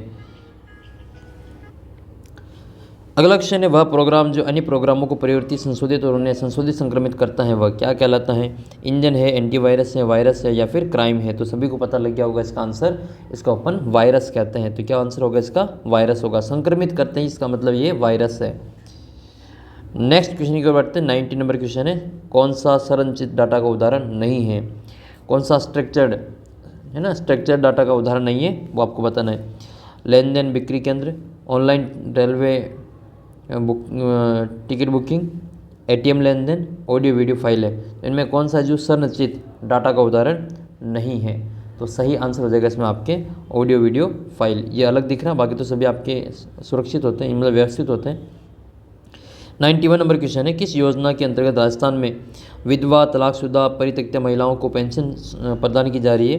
तो इसका उत्तर हो जाएगा मुख्यमंत्री एकल नारी सम्मान पेंशन योजना। ऑप्शन नंबर सी इसका करेक्ट आंसर होगा। 91 का करेक्ट आंसर सी ऑप्शन हो जाएगा। 91 में सी। 92 है, राजस्थान में एमएसएमई जो नीति आई थी 2022 में, जहाँ पर जो प्लांट और मशीनरी उपकरण निवेश 1 करोड़ से अधिक नहीं है और टर्नओवर 5 करोड़ से अधिक नहीं है, तो उसको क्या कहा जाता है? तो उसको जो कहा जाता है जिसका टर्नओवर 5 करोड़ से ज़्यादा नहीं है और मशीनरी और इनका जो निवेश है, इन्वेस्टमेंट है, वो 1 करोड़ से ज़्यादा नहीं है, तो इसको अपन कहते हैं अति लघु उद्यम, माइक्रो इंटरप्राइज कहा जाता है इसको। तो सही आंसर हो जाएगा इसमें माइक्रो इंटरप्राइजेस, अति लघु उद्यम। नेक्स्ट है 93 नंबर में, इसमें आपको बताना है कि भारत में जो राष्ट्रीय आय का अनुमान है वो किसके द्वारा लगाया जाता है? तो राष्ट्रीय सांख्यिकी कार्यालय जो होता है NSO, इसके द्वारा इसका अनुमान लगाया जाता है। नेक्स्ट है 94 नंबर क्वेश्चन में, सारे जहां से अच्छा हिंदुस्तान हमारा, इसके लेखक कौन थे? तो मोहम्मद इकबाल अपन इसमें सही करेंगे, मोहम्मद इकबाल। नेक्स्ट 95 नंबर में, 95 नंबर क्वेश्चन है, बहुत साल पहले हमने नियति से मिलने का एक वचन दिया था और अब समय आ गए हैं जब हम अपनी प्रतिज्ञा निभाएंगे, पूरी तरह न सही पूरी मात्रा में लेकिन बहुत ठोस रूप से। आधी रात के समय जब सारी दुनिया सो रही होगी, भारत जीवन और स्वतंत्रता की नई सुबह के साथ उठेगा। यह भाषण किसने दिया था? ये बोर्ड का जो फेवरेट क्वेश्चन हो गया है, ये भारत आधी रात में किसने दिया था? ये 14-15 अगस्त 1947 की रात में आधी रात का ये भाषण दिया गया था पंडित जवाहरलाल नेहरू के द्वारा। और ये भाषण जो दिया गया था वो किस नाम से प्रसिद्ध है, वो आपको कमेंट बॉक्स में लिख के बताना है। जो कि पहले जो सीईटी परीक्षा हुई थी उसमें 4 बार पूछा, 3 बार पूछा था, है ना, यही क्वेश्चन सेम टू सेम। और ये भाषण दे दिया, तो ये किसने दिया था, जवाहरलाल नेहरू ने दिया था। और उस भाषण को क्या कहा जाता है, तो उसको अपन कमेंट करके आपको बताना है। नेक्स्ट है 96 नंबर क्वेश्चन, किसके नेतृत्व में सती प्रथा जैसी कुप्रथा समाप्त हुई और हिंदू विधवाओं को पुनर्विवाह की अनुमति मिली? तो ये थे लॉर्ड विलियम बेंटिंग। 96 का जो करेक्ट आंसर है वो लॉर्ड विलियम बेंटिंग हो जाएगा। नेक्स्ट है 97 नंबर में, राजस्थान के संदर्भ में उपयुक्त कथन की पहचान करनी है। 97 नंबर में आपको उपयुक्त कथन की पहचान करनी है, कौन सा कथन इसमें सत्य है। तो ये राजस्थान सरकार ने इंदिरा रसोई योजना है वो 20 अगस्त 2018 को शुरू की थी। फिर ये शराबबंदी मामले में एक शुष्क राज्य नहीं है। और अगला है आपके ये इंदिरा गांधी शहरी क्रेडिट कार्ड योजना एक ऐसी योजना चलाई जिसमें शहरी क्षेत्र में स्ट्रीट वेंडरों के लिए ऋण उपलब्ध कराया। मुख्यमंत्री राजस्थान अभियान 18 दिसंबर 2019 को शुरू किया। मुख्यमंत्री निःशुल्क जांच योजना राजस्थान में पशुपालन के बारे में है। तो देखो इसमें एक तो ये ई गलत है और ये ए गलत है, इनकी डेट गलत दे रखी है ना, ये और ये पशुपालन से संबंधित नहीं है, ये इंसानों से संबंधित है। बाकी बी सी डी और इसमें सही है, तो इसका आंसर अपन बी सी और डी कर देंगे। 98 नंबर क्वेश्चन है, राजस्थान में बंजर भूमि विकास बोर्ड का जो पुनर्गठन कब बंजर भूमि एवं चारागाह विकास बोर्ड के रूप में किया गया? इसका पुनर्गठन करके बंजर भूमि एवं चारागाह विकास बोर्ड के रूप में इसको कब किया गया था? तो इसका आंसर हो जाएगा आपके 2016 में। सही आंसर इसका 2016। मध्य अटलांटिक कटक ये किसका उदाहरण है? तो मध्य अटलांटिक जो कटक है वो एग्जाम्पल हो जाएगा आपके अपसारी सीमाओं का। डाइवर्जेंट बाउंड्रीज का उदाहरण है ये अपसारी सीमाएं। 100वां क्वेश्चन है, 100 नंबर क्वेश्चन, कौन सा एक राजस्थान के मरुस्थल में अवनयन या फिर निक्षेपणात्मक भू आकृति का उदाहरण है? तो इसका जो सही आंसर है वो आपके बालू के टीले हो जाएगा, सैंड ड्यून हो जाएगा, तो बालू के टीले, सी ऑप्शन इसका करेक्ट आंसर होगा। नेक्स्ट है 101 नंबर क्वेश्चन है, इसमें आपको गिवन सेंटेंस, इसमें choosing appropriate answer from the optional provided, तो इसमें आपको सही उत्तर का चयन करना है। You can only alight once the train, तो इसका आंसर हो जाएगा आपके स्टॉप्स, क्या होगा इसमें स्टॉप्स हो जाएगा। फिर आपको मैच करना है लिस्ट फर्स्ट को लिस्ट 2 से, एक तरफ सेंटेंस दे रखा है, एक तरफ इनके प्रीपोजिशन दे रखा है, तो सेंटेंस से प्रीपोजिशन को मिलान करना है। तो आइए मिलान कर लेते हैं। सबसे पहले दे रखा है Raman drives to work not at choice, तो इसका हो जाएगा आपके नॉट बाय चॉइस, तो इसमें आपके बाय आ जाएगा। तो इसका क्या करेंगे अपन, इसमें तीसरा कर देंगे बाय के साथ में। Ravi ask Sunita to take a dessert out of the freezer and get it saved, तो इसमें हो जाएगा आपके 8 हो जाएगा, दूसरे में आ जाएगा आपके 8। तीसरा है Atul thought he had mastered the concept but realized there was more to it, तो ये पहले से मिलान कर लेंगे, बच्चा वो अपने ये चौथे से मिलान हो जाएगा।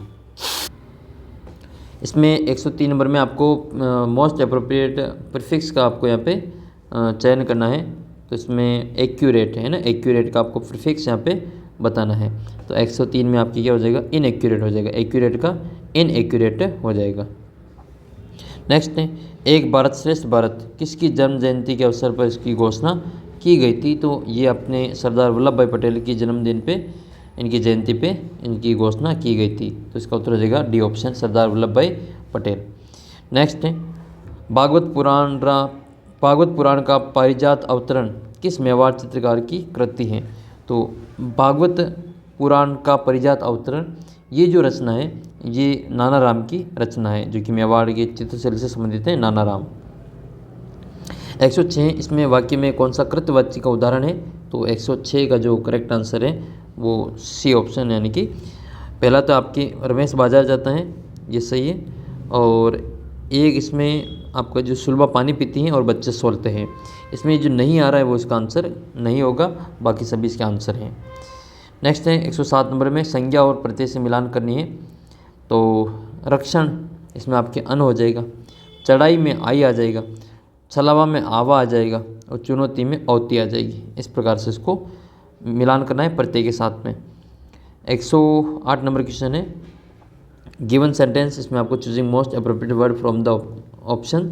तो इसमें a great amount of damage was caused the cyclones, इसमें क्या आएगा, बाय आएगा, फ्रॉम आएगा, इनटू आएगा, अमोंग आएगा। तो 108 का जो करेक्ट आंसर है वो बाय आ जाएगा, बाय द साइक्लोन्स होगा। इसमें आपके मिलान करना, इसको चूज़ करना है। The meeting was called off the public protested. तो इसका जो सही आंसर है आपके 109 नंबर का, वो आपके फर्स्ट ऑप्शन हो जाएगा, in view of the public protested. Next है क्वेश्चन नंबर 110, राष्ट्रीय इंडियन मिलिट्री कॉलेज की स्थापना किस वर्ष में हुई थी। तो राष्ट्रीय इंडियन जो मिलिट्री कॉलेज हैं, जिसको अपन RIMC कहते हैं, तो इसकी जो स्थापना की गई थी वो 1922 में की गई थी। तो इसका आंसर हो जाएगा 1922। 111 नंबर है वंदे मातरम किसने लिखा। तो सभी का बहुत चर्चित क्वेश्चन है, बंकिम चंद्र चटर्जी। वंदे मातरम के अलावा आप बताएंगे कि जन गण मन किसने लिखा था। जन गण मन या जन गण मन, जन गण मन, ठीक है, ये किसने लिखा था, कमेंट करके आपको बताना है। अगला क्वेश्चन की ओर बढ़ते हैं। क्वेश्चन नंबर 112 है सिवाना का किला किसने बनाया था। तो ये जो पंवार वंशी थे 10वीं शताब्दी में बनाया था, ये वीर नारायण पंवार। 112 का सी ऑप्शन करेक्ट आंसर हो जाएगा। 113 है पाबू जी को किस देवता के रूप में पूजा जाता है। तो पाबू जी को ऊँटों के देवता के रूप में पूजा जाता है। ऊँट के बीमार होने पर पाबू जी की फड़ का वाचन किया जाता है। जहाँ ऊँट के बीमार होने पर पाबू जी की जब फड़ बांधते हैं, उस समय कौन सा वाद्य यंत्र बजाया जाता है, कौन सा वाद्य यंत्र बजाया जाता है, कमेंट करके आपको बताना है। 114 नंबर क्वेश्चन है, ये डाटा दे रखे हैं, इनको आपको व्यवस्थित करने का सबसे सुविधाजनक तरीका कौन सा होगा। रोल नंबर, नाम, कक्षा, विभाग, माता पिता का नाम, पता, संपर्क संख्या, ये सभी किसके द्वारा आप इनको बताएंगे। देख, तो इसका जो सही आंसर है, यहाँ पे एक टेबल तालिका में इनको बताएंगे कि रोल नंबर आ जाएगा, कक्षा आ जाएगी, माता पिता का नाम आ जाएगा, पता, संपर्क संख्या, ये सभी आप इसमें आपको आराम से दिख जाएगा। नेक्स्ट क्वेश्चन की ओर बढ़ते हैं। 115 नंबर क्वेश्चन है, इनमें से कौन सी प्रक्रिया फ़ॉन्ट नहीं बदलती हैं, कौन सी प्रक्रिया है जो फ़ॉन्ट नहीं बदलती हैं। तो सही आंसर हो जाएगा इसमें आपके, देखो 10 पॉइंट्स है, ये तो बदलता है, और बाएं और दाएं के लिए 1.5 इंडक्शन, ये भी बदलता है। रेखांकित जो अंडरलाइन शैली ये भी होती हैं, लेकिन ये फुटनोट में दिनांक जोड़ना, इसमें फ़ॉन्ट नहीं बदलता है।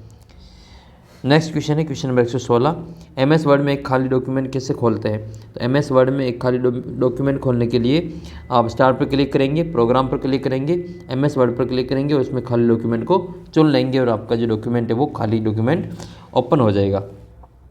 नेक्स्ट है, एक जिला के उत्पादन में अपने राजसमंद का कौन सा प्रसिद्ध है। तो राजसमंद में टेराकोटा, राजसमंद का है 117 में टेराकोटा, जो कि मोलेला का प्रसिद्ध है। मोलेला, यहाँ के जो मोहनलाल जी प्रजापति, इनको राष्ट्रपति अवार्ड मिल चुका है, याद रखिए इसको, टेराकोटा, मोलेला, राजसमंद। नई आर्थिक नीति कब लागू की गई। तो नई आर्थिक नीति, इसका आंसर हो जाएगा 1991। 118 का सही उत्तर हो जाएगा 1991। नेक्स्ट है, राजीव गांधी जल संचय योजना कब शुरू की गई थी। तो राजीव गांधी जल संचय योजना है वो 2019 में शुरू की गई थी, 2019। डॉक्टर ने एक महिला की दूरदृष्टि दूर करने के लिए माइनस का 6.0 डायोप्टर पावर का एक चश्मा पहनने की सलाह दी। तो किस दृष्टि दोष से पीड़ित है, उसकी फोकस दूरी कितनी होगी। तो लेंस की जो क्षमता होती है वो फोकस दूरी की व्युत्क्रम होती हैं, फोकस दूरी की व्युत्क्रम होती है। तो अपन इसमें क्षमता दे रखी है, तो क्षमता कितनी है, -6 है।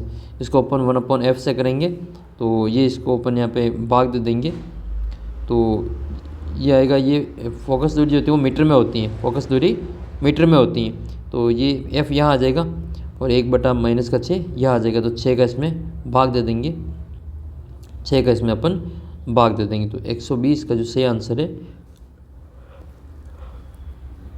माइनस में आएगा उत्तर, 1 में 6 का भाग देंगे तो ये 1 में 6 का भाग नहीं, इसमें मतलब पूर्ण इसको भाग देंगे, तो इसको मीटर में बदलना पड़ेगा, तो इसको अपन 100 से गुणा करेंगे, तो 1.67 इसका आंसर आएगा। तो निकट दृष्टि दोष से इसमें सी ऑप्शन करेक्ट आंसर होगा। नेक्स्ट है, मिलान करना है मानव शरीर में उपयोग आने वाले खनिजों का उनसे मिलान कर लेना है। जैसे सबसे पहला है 121, इसमें खनिज दे रखा है जिंक। तो जिंक जो है वो शरीर को बैक्टीरिया और संक्रमण में रोकने में मदद करता है। और फिर कैल्शियम जो है वो दांतों को स्वस्थ रखता है, हड्डियों के लिए मजबूती प्रदान करता है। आयरन जो है वो हीमोग्लोबिन बनाने के लिए उपयोगी है। सोडियम शरीर के तरल पदार्थों को संरचना को नियंत्रित करने का कार्य करता है। फिर आपका अगला जो क्वेश्चन है वो 122 नंबर है। इसमें आपको डीएनए का बायोलॉजी और मेडिकल संबंध रूप से पूर्ण बताना है। तो डीऑक्सीराइबोज न्यूक्लिक अम्ल इसका पूरा नाम होता है। डीऑक्सीराइबोज न्यूक्लिक अम्ल एसिड ये के फर्स्ट ऑप्शन में दे रखा है। नेक्स्ट क्वेश्चन आपके 1 अगस्त 2021 को गरगर औषधि किस राज्य ने शुरू की थी? तो अपने राजस्थान में शुरू की गई थी। 5 टाइप के पौधे दिए गए थे।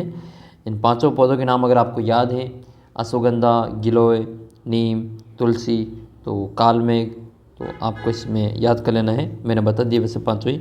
केवलादेव घना पक्षी राष्ट्रीय उद्यान किस जिले में स्थित है? तो हमने ऊपर चर्चा की थी। केवलादेव घना पक्षी राष्ट्रीय उद्यान ये भरतपुर जिले में आता है, जबकि आपको केला देवी पूछे तो आपकी करौली में आता है।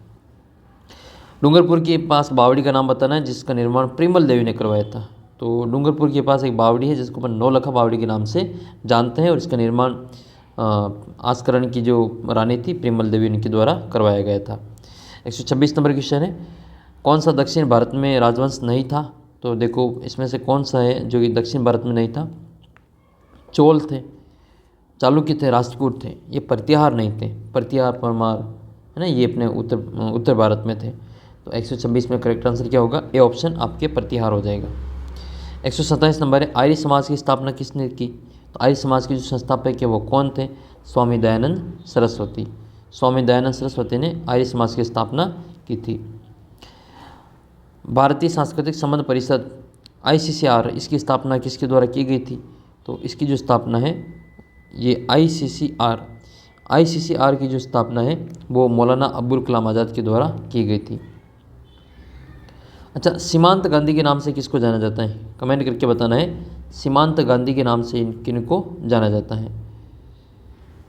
नेक्स्ट है 129 नंबर, भारतीय संविधान का अनुच्छेद 21A 6 से 14 वर्ष की आयु के सभी बच्चों को मौलिक अधिकार के रूप में मुफ्त और अनिवार्य शिक्षा प्रदान करता है। यह प्रावधान जो माध्यमिक शिक्षा के लिए मौलिक अधिकार के रूप में सत्य है अतः उच्च कक्षाओं के लिए भी लागू होता है। तो अभी ये उच्च कक्षाओं के लिए लागू नहीं है। तो इसका जो उत्तर है वो सी हो जाएगा। एक सही है, दूसरा गलत है ना। पहला तो सही है लेकिन दूसरा गलत है, तो इसमें सी ऑप्शन सही है। एक सही, दूसरा गलत है। 130 नंबर में राजस्थान के पंचायती राज स्थापित करने वाला पहला राज्य था। योजना का उद्घाटन प्रधानमंत्री जवाहरलाल नेहरू के द्वारा 2 अक्टूबर 1959 को ये नागौर के बगदरी गांव से शुरू हुआ था। बिल्कुल सही बात है। राजस्थान के बाद में दूसरे नंबर पे अपना आंध्र प्रदेश ने शुरू किया था 1959 में ही, तो ये भी इसमें सही हो जाएगा। दोनों ही सही है इसमें ये, तो पहला और दूसरा दोनों सही है। फिर आपको उसमें 131 नंबर क्वेश्चन में मिलान करना है राष्ट्रपति का उसके कार्यकाल के साथ में। तो याद रखें, राष्ट्रपति का जो कार्यकाल है उसके साथ में इसको मिलान करना है। 131 नंबर क्वेश्चन है। सबसे पहले doctor APJ Abdul Kalam. Doctor APJ Abdul Kalam जो कि इनका जो कार्यकाल है वो कहाँ से कहाँ तक था? डॉक्टर APJ अब्दुल कलाम जो थे वो 2002 से 2007 तक रहे थे। बस आपको यही याद है, तो इससे भी आपका उत्तर हो जाएगा। पहले में 4 सही है, केवल एक ही ऑप्शन ऐसा जिसमें पहले में 4 है, बाकी तीनों में 1, 2 और 1 और 3 दे रखा है, वो गलत है। तो आपका उत्तर फर्स्ट ऑप्शन ही इसका करेक्ट आंसर हो जाएगा। अगर आप ऐसे क्वेश्चन आपके लिए फ़ायदेमंद होते हैं, अगर आपको एक ऑप्शन भी आता है तो भी आप कहीं से कहीं जोड़ तोड़ करके उत्तर निकाल लेते हैं। तो बस दूसरा B का 3 ज्ञानी जैल सिंह, ये आपके 25 जुलाई 82 से आपके 87 तक रहे। और C में 2 फखरुद्दीन अहमद अली, तो ये आपके 67 से 69 तक रहते। और 1 मिनट, C में 2 ये 74 से 77 तक रहे थे। डॉक्टर जाकिर हुसैन ये 67 से आपके 69 तक रहे थे। राज्यसभा की प्रथम महिला उपाध्यक्ष ये थी वायलेट अल्वा ये प्रथम महिला उपाध्यक्ष थी। नेक्स्ट है 133 नंबर में, राजस्थान को बाल विवाह मुक्त बनाने की कार्य योजना किस तिथि से शुभारंभ की गई थी? तो इसका उत्तर हो जाएगा 5 मार्च 2017 से। नेक्स्ट है घरेलू हिंसा महिला का संरक्षण अधिनियम PWDVA। भारत में इसको कब लागू किया गया था? तो भारत में इसको जो लागू किया गया था वो 26 अक्टूबर 2006 को लागू किया गया था। 135 नंबर है भामाशाह अधिनियम राजस्थान विधानसभा द्वारा कब पारित किया गया था? तो ये जो पारित किया गया था वो अप्रैल 2017 में पारित किया गया था। नेक्स्ट है इनमें से कौन सा साड़ी का प्रकार नहीं है? चोल, डागली, निचोल, दोरावली। तो इनमें से कौन सा ऐसा शब्द है जो कि साड़ी का प्रकार नहीं है? तो इसका उत्तर हो जाएगा आपके डागला। डागला साड़ी का प्रकार नहीं है, बाकी चोल, निचोल और धारावली साड़ी का प्रकार है। 137 नंबर है इनमें से कौन सा आभूषण राजस्थान की महिलाएं गले में पहनती हैं? मोकड़ी, नौगरी, थमड़ियों और नुपुर। नुपुर पाँव का है, नौगरी हाथ का है और मोकड़ी ये एक प्रकार ये भी आभूषण है जो कि ये गले में नहीं पहना जाता है। तो थमड़ियों इसका उत्तर हो जाएगा आपके बी ऑप्शन गले का है। कौन सा प्रमुख विद्यालय जो है कथक घराने से संबंधित नहीं है? तो इसमें से जो कथक घराने से संबंधित नहीं है वो आपको बताना है। तो लखनऊ घराना है, जयपुर घराना है, बनारस घराना है, लेकिन ये बीकानेर घराना नहीं है। तो इसका उत्तर क्या करेंगे अपन? बीकानेर घराना कर देंगे। 139 है ऊंचाई एल्टीट्यूड में वृद्धि के साथ तापमान में गिरावट को क्या कहा जाता है? तो ऊंचाई जब बढ़ती है तो उसके तापमान में क्या होती है? गिरावट आती है। तो इसका जो आंसर है वो सामान्य चूक दर हो जाएगी, यानी कि इसको लैप्स दर कहते हैं, नॉर्मल लैप्स रेट इसको कहा जाता है। 140 नंबर है मानसून किसका उदाहरण है? तो मानसून एक प्रकार का जो है वो एक स्थानीय जो ये मौसमी जो पवनें होती है इसका उदाहरण है। मानसून मौसमी पवनों का उदाहरण है। 140 में डी ऑप्शन हो जाएगा। 141 का खिलाफत आंदोलन फेवरेट क्वेश्चन है बोर्ड का, बार बार पूछा जा रहा है ये। खिलाफत आंदोलन ये नेतृत्व किया गया था मोहम्मद अली और शौकत अली के द्वारा। मोहम्मद अली और शौकत अली 1919-20 में ये शुरू हुआ था। 19 में शुरू हुआ, 20 में ख़त्म हुआ था। खूब लड़ी मर्दानी वो तो झांसी वाली रानी थी, किसने लिखी थी? तो सुभद्रा कुमारी चौहान ने। प्रसिद्ध कवयित्री हैं सुभद्रा कुमारी चौहान। इन्होंने खूब लड़ी मर्दानी वो तो झांसी वाली रानी थी। लॉर्ड वेलेस्ली द्वारा सहायक संधि संगठन की जो प्रणाली वो किस वर्ष तैयार की गई थी? तो वेलेस्ली ने ये जो शुरू की गई थी वो 98 में इसको शुरू किया गया था, 1798 में। बोर टाइगर रिजर्व कहाँ स्थित है? तो बोर टाइगर रिजर्व जो है वो महाराष्ट्र में स्थित है। इसका आंसर हो जाएगा आपके Maharashtra, bore tiger reserve Maharashtra में। ब्रह्मांड की उत्पत्ति का जो बिग बैंग थ्योरी है वो किसके द्वारा दिया गया था? तो ब्रह्मांड की जो बिग बैंग थ्योरी है वो लेमेत्रे के द्वारा दिया गया था। जॉर्जस लेमेत्रे के द्वारा इसको दिया गया था। 145 का डी ऑप्शन करेक्ट होगा। 146 श्वेत क्रांति का जनक किसको कहा जाता है? तो श्वेत क्रांति जो है वो डॉक्टर वर्गीज कुरियन से संबंधित है। जबकि आपको भारत में हरित क्रांति का जनक किसको कहा जाता है? कमेंट करके बताना है। भारत में हरित क्रांति का जनक किसको कहा जाता है? 147 नंबर क्वेश्चन है पाचन तंत्र का रोग है और प्रभावित अंग है, तो इसमें कौन किससे प्रभावित हो रहे हैं वो आपको इसमें बताना है। तो आइए मिलान कर लेते हैं इसको। पीलिया जो है इसमें आपकी ये लीवर से संबंधित है और उल्टी आमाशय से संबंधित है। कब्ज जो है वो आपकी बड़ी आंत से संबंधित है और डायरिया ये आपकी छोटी आंत से संबंधित है, अतिसार डायरिया। नेक्स्ट है आपके 148, यहाँ पर आपने विटामिन और खनिजों की कमी से होने वाले रोग का आपको मिलान करना है। तो विटामिन ए उसको नाइट ब्लाइंडनेस होता है, रतौंधी रोग होता है या दृष्टिहीनता जिसको अपन कह सकते हैं। तो पहले में सी हो जाएगा, पहले में सी। विटामिन डी की कमी से रिकेट्स सूखा रोग होता है। आयोडीन की कमी से गलगंड गेंगा रोग होता है। आयरन की कमी से एनीमिया रोग होता है। तो बस इनको इससे मिलान करके सही उत्तर का चयन कर लेना है। मानव रक्त का सबसे ज़्यादा मात्रा में कौन सी कोशिकाएं पाई जाती है? तो आरबीसी पाई जाती हैं, रेड ब्लड सेल्स, इसको अपन एरिथ्रोसाइट्स भी कहते हैं। 150 और इस पेपर का जो अंतिम क्वेश्चन आपके सामने है, उम्मीद करूंगा कि आपके लिए यह पेपर बहुत ही हेल्पफुल साबित होगा और इस वीडियो को सभी दोस्तों के साथ में शेयर जरूर करना। कैसा लगा एक वीडियो कमेंट करके बताना। और अगर आप क्विज़ देना चाहते हैं तो आप हमारा जो टेलीग्राम ग्रुप है उसको ज़रूर ज्वाइन कर लेना। सीधी रेखा में चलने और साइकिल चलाने जैसी गतिविधियों को किसके द्वारा नियंत्रित किया जाता है? तो ये सेरिबेलम जो होता है अनुमस्तिष्क, उसके द्वारा इसको नियंत्रित किया जाता है। आपके आने वाले पेपर के लिए आपको मेरी ओर से ऑल द बेस्ट। आपके ये सारे पेपर अच्छे से होंगे और आपका जो पेपर होगा बहुत ही शानदार होगा, ऐसी मैं उम्मीद और शुभकामनाएं देता हूं। और चैनल को सब्सक्राइब करके वीडियो को सभी दोस्तों के साथ में शेयर जरूर करना। जल्दी मिलेंगे आपको अगले पेपर के साथ में, तब तक जय हिंद जय भारत। वीडियो को लाइक और चैनल को सब्सक्राइब कमेंट ज़रूर करके जाना।